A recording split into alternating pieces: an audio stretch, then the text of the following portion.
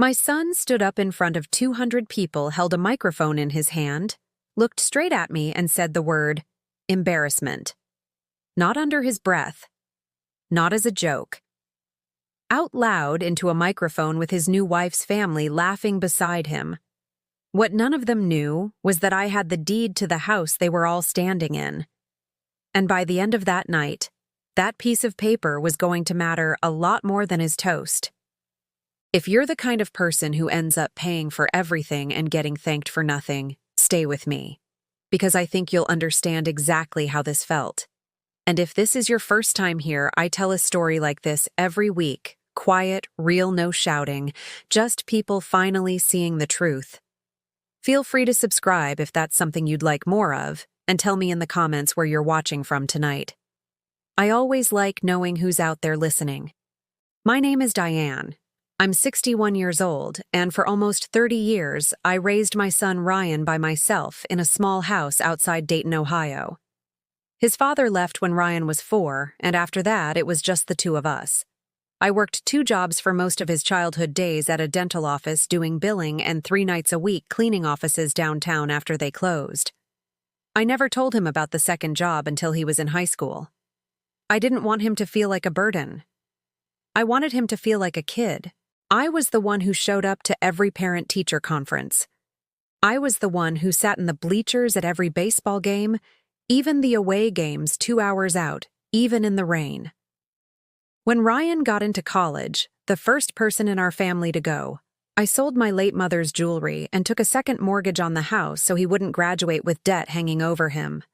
I never once told him what that cost me. I didn't want him to carry guilt.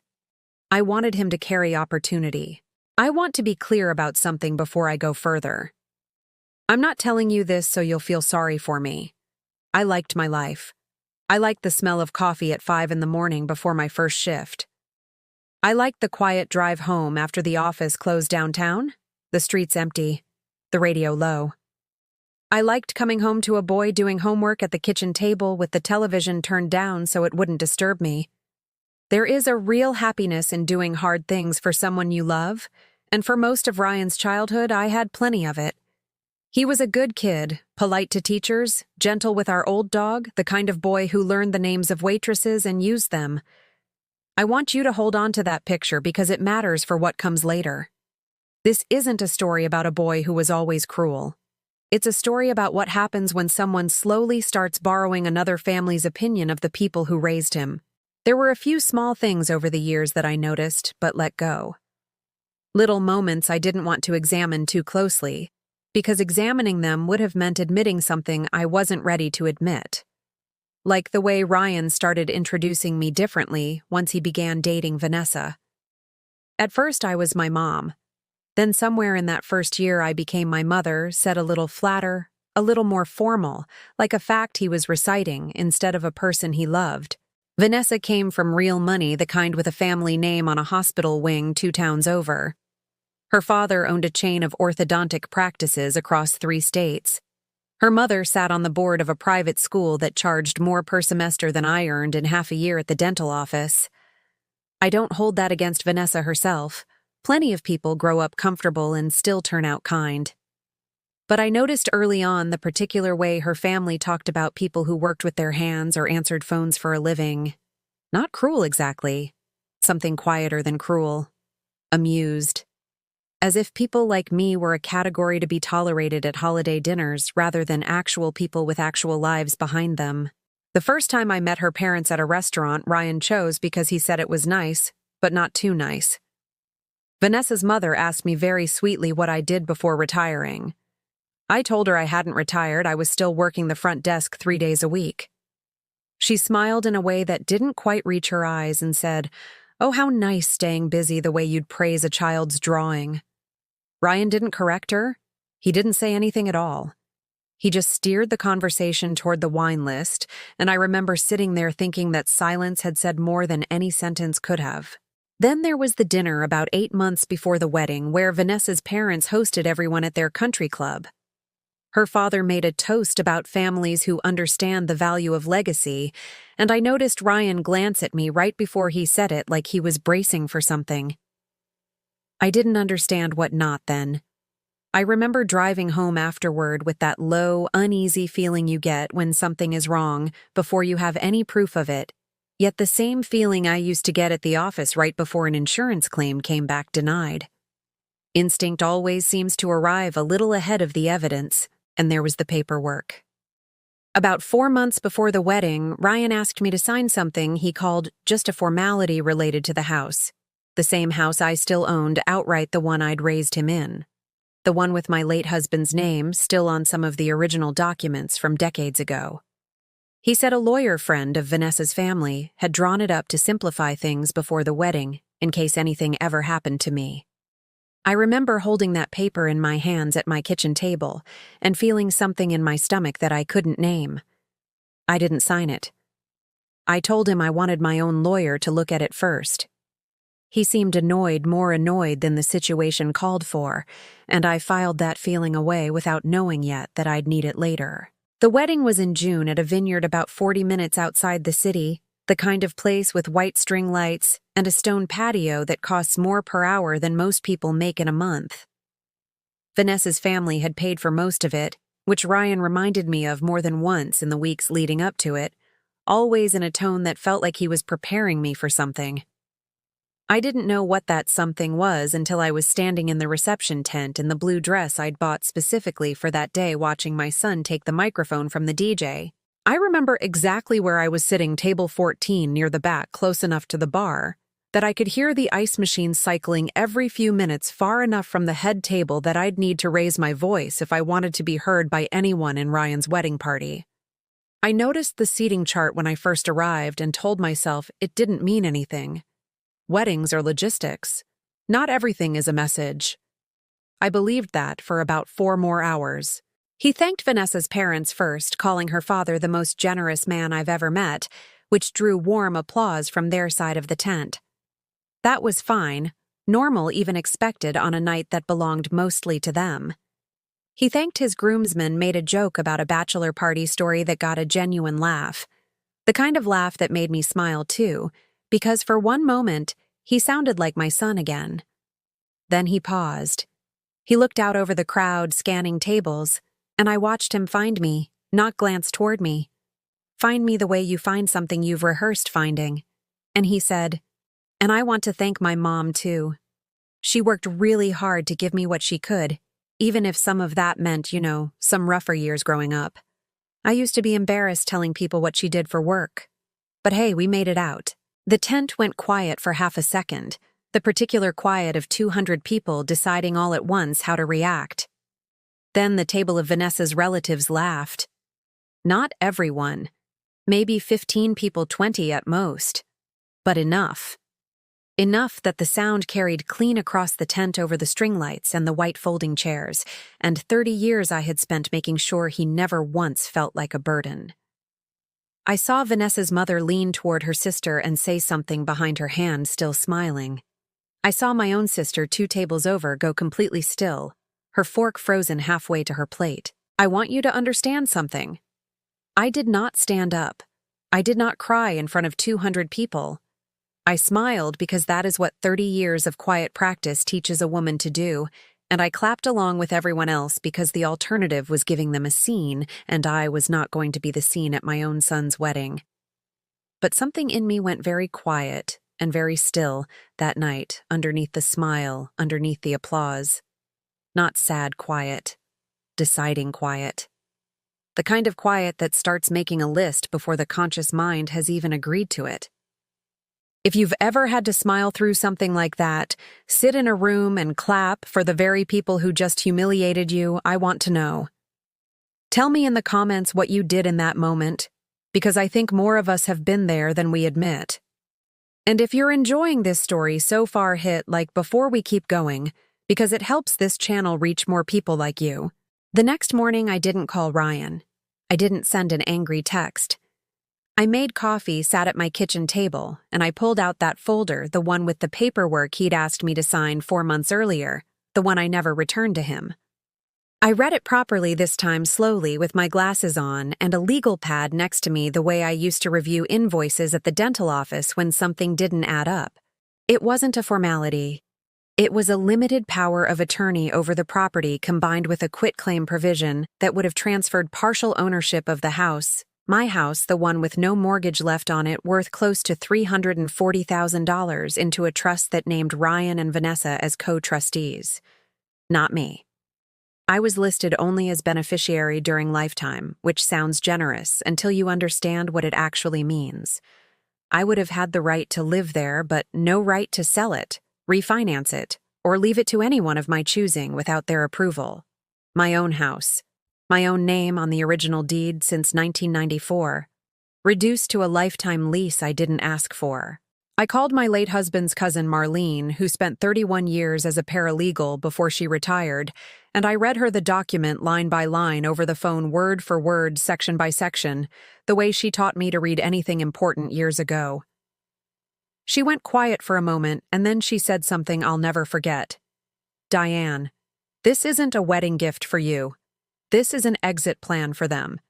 She explained that documents like this sometimes get set up early, specifically because an aging parent is expected to become difficult or unpredictable down the road, meaning expected to eventually need care or want to change a will, or simply become inconvenient to a family's plans. Getting the signature early before any of that happens, and while everything still feels friendly, makes it far harder for anyone to challenge later. She told me to look closely at the effective date on the last page. It wasn't set for some future point after my death the way you'd expect for an estate document. It was set to take effect 90 days after signing. 90 days. Not decades from now. 90 days from a spring afternoon at my own kitchen table. I asked her the question I already knew the answer to. I asked if the wedding toast and the paperwork could be connected. She said something I'll carry with me for the rest of my life. Sometimes people humiliate someone in public right before they try to take something from them in private. It makes the person feel too small to fight back. Over the next 2 weeks, I did what I've always done best. I gathered proof quietly, methodically, without a single confrontation, the same way I used to untangle a denied insurance claim, one line item at a time. I started with the bank. I pulled 30 years of statements showing exactly what I had paid toward Ryan's education, $81,400 across 4 years, wired directly to the university bursar's office, every single transaction dated, every wire confirmation number still on file. I found the second mortgage paperwork from 2009, the one I'd taken out specifically to cover his junior year after his financial aid fell through, and I found the payoff statement from 2019 showing I'd finished clearing it myself alone on a front desk salary 4 years ahead of schedule. By skipping vacations I never told him I was skipping. I drove to the county recorder's office myself and requested a certified copy of the original 1994 deed.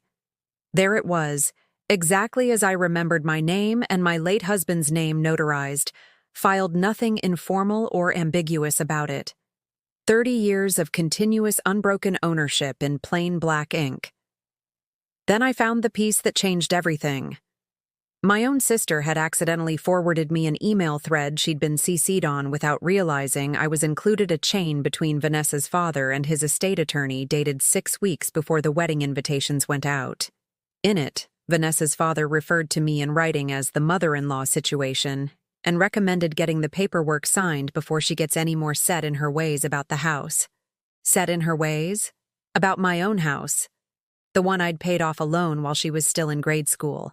I printed every single page, the bank records, the mortgage payoff, the deed, the email, and put it all in a plain manila folder, the same kind I used to use for insurance claims at the dental office. There is something almost peaceful about turning a painful thing into an organized thing. Documents don't shout. They don't need to. They just wait patiently in a folder until the right moment, and then they say everything for you all at once without a single raised voice. That moment came 3 weeks later at a family dinner Vanessa's parents hosted to celebrate the newlyweds' return from their honeymoon. 12 people at the table this time, not 200, but the same crowd that had laughed at that reception table. Ryan raised a glass to make another toast, something about new beginnings, and I waited until he finished, and then calmly I asked if I could say something too. I did not raise my voice. I want you to picture this the way it actually happened. A woman in a cardigan, reading glasses pushed up on her head, pulling a manila folder out of her handbag at a dinner table set with cloth napkins and a centerpiece someone's florist had clearly charged too much for. I said, "Before we finish dinner, I want to talk about the trust document I was asked to sign in February." Ryan's face changed instantly, that particular kind of change where the color doesn't leave a person's face so much as their whole posture leaves the room. I slid copies across the table one at a time, deliberately slow. One to Vanessa's father, one to Ryan, one to Vanessa, who hadn't said a word to me all evening beyond a greeting at the door. I walked through it exactly the way Marlene had explained it to me, in plain, unhurried language, no accusations in my voice at all. This document would have made me a beneficiary in my own home rather than the owner.